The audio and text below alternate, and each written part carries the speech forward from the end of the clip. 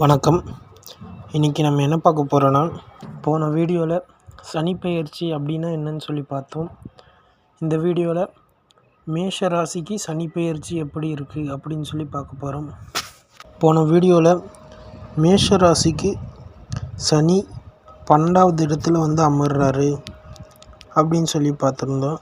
அதனால் என்ன பிரச்சனைகள் வரும் அப்படின்னு சொல்லி பொதுவாக பார்த்துருந்தோம். இப்போ மேஷ ராசிக்கு அதனால் என்ன பாதிப்பு, என்ன பலன்கள், அவங்க என்ன செய்யணும் அப்படிங்கிறது நம்ம இந்த வீடியோவில் பார்க்க போகிறோம்.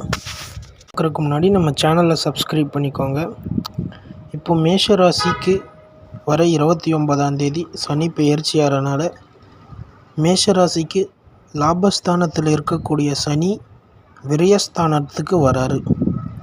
அதாவது மேஷத்துக்கு 11வது இடத்துல இருக்கக்கூடிய சனி 12ஆம் இடத்துக்கு பெயர்ச்சி ஆகிறாரு. அதனால் மேஷத்துக்கு என்ன பலன், என்னென்ன தீமைகள் அப்படின்னு சொல்லி பார்க்க போகிறோம். சனி 12வது இடத்துல மேஷ ராசிக்கு 12வது இடத்துல உட்கார்றதுனால 12வது இடம் அப்படிங்கிறது மறைவு ஸ்தானம். இப்போ மேஷ ராசிக்கு 12வது இடத்துல உட்கார்றதுனால சனி மறைகிறாரு. அப்போது நீங்கள் முன்ன இருந்த அந்த ஒரு வேகம் போன்றவை விட இப்போது உங்களுக்கு விவேகம் தேவை.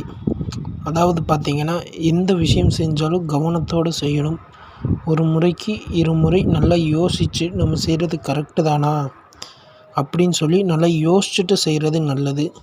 முடிந்தவரை மற்றவங்க யாராவது இருந்தால், உங்கள் குடும்பத்தினர் யாராவது இருந்தால், நீங்கள் செய்யக்கூடிய அந்த விஷயம், அதாவது நீங்கள் முடிவெடுக்கக்கூடியது கரெக்டாக தப்பா அப்படிங்கிற மாதிரி அவங்கக்கிட்ட ஒரு ஒப்பீனியன் கேட்குறது மிக மிக நல்லது. இப்போ சனிப்பெயர்ச்சி வர்றதுனால மேஷராசிக்காரர்களுக்கு முதல் தடவையும் ஒரு சனி அந்த சனியை 7.5 சனியை எதிர்கொண்டு இருப்பாங்க. மறுபடியும் அவங்களுக்கு 7.5 சனி வருது. அப்போவும் அதே மாதிரி பிரச்சனை வருமா அப்படின்னு கேட்டிங்கன்னா கிடையாது. முதல்ல வர சனி தான் உங்களுக்கு நிறைய பிரச்சனைகளை கொடுப்பார். 2வதாக வரக்கூடிய சனி பார்த்திங்கன்னா, உங்களுக்கு சுப விரயங்கள் அதிகமாக கொடுப்பார். அதாவது வீடு கட்டுறது, வீடு மனை வாங்குறது, வண்டி வாகனங்கள் வாங்குறது, திருமணம் செய்கிறது, இது போன்ற நிறைய விஷயங்கள் கொடுப்பார் சனி 2வதாக வரவங்களுக்கு. முக்கியமாக சனி வீரியம் இப்போ தான் உங்களுக்கு ஆரம்பிக்கிறது அப்படிங்கிறனால உங்களோட மனசை மிக மிக அமைதியாக வச்சுக்கிறது ரொம்ப நல்லது. உங்கள் உடல் ரீதியாகவும் நல்லா பார்த்துக்க வேண்டியது ரொம்ப முக்கியம். உடல் ரீதியாகவும் சின்ன சின்ன பிரச்சனைகள் வரும். அதாவது வேலைக்கு செல்லக்கூடிய நபர்களாக இருந்தீங்கன்னா உங்களுக்கு வேலை சுமை அதிகமாக இருக்கும். அதையும் நீங்கள் எதிர்கொள்ள இருப்பீங்க. அதனால் முடிஞ்சளவு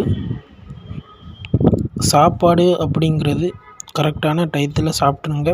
நல்ல டயத்தில் ஓய்வு அப்படிங்கிறது கட்டாயமாக வேணும்.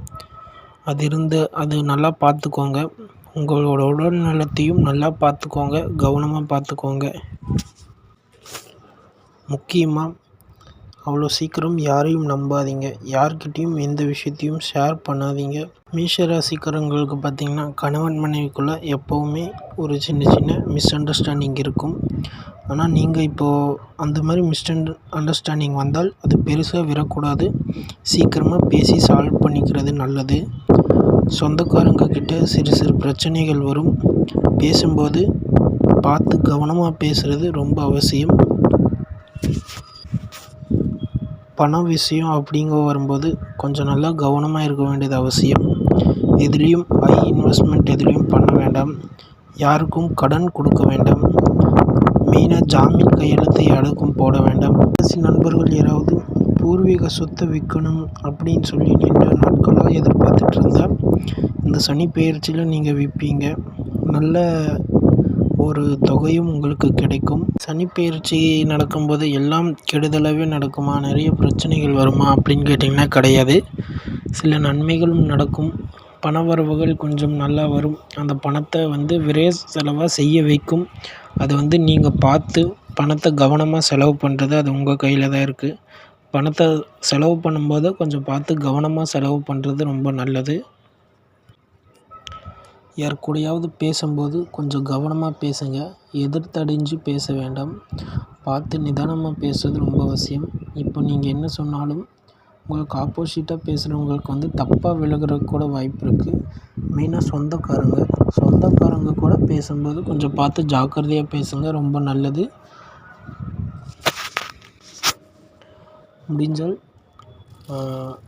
சனிக்கிழமை அன்று ஆஞ்சநேயர் கோவிலுக்கு போய் சாமி கும்பிடுங்க, ரொம்ப நல்லது.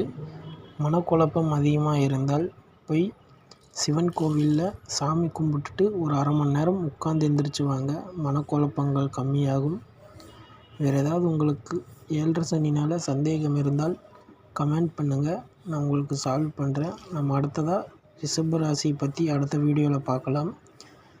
நான் பேசுகிற வீடியோ பிடிச்சிருந்துச்சுன்னா மறக்காமல் சப்ஸ்கிரைப் பண்ணி வச்சுக்கோங்க. இது மாதிரி நிறைய வீடியோக்கள் அடுத்தடுத்து வரும். நன்றி, வணக்கம்.